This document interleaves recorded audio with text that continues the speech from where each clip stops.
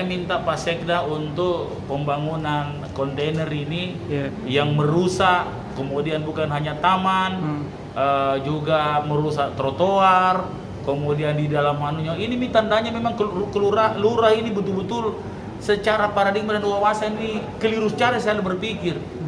Pembangunan kontainer itu meningkatkan lingkungan, bukan merusak lingkungan. Saya sudah kasih tahu teman-teman Indonesia Hijau, saya bilang saya usut itu.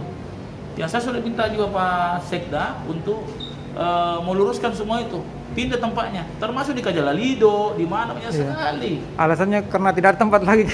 Dicari, bagaimana malas mencari memang ini semua. Tidak boleh, kalau tidak ada tempat bicara, jangan merusak tempat.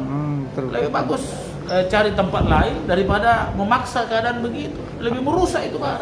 Apalagi kurang juga ruang terbuka. Semakin terbuka. Pokoknya saya marah-marah tadi di WA tadi.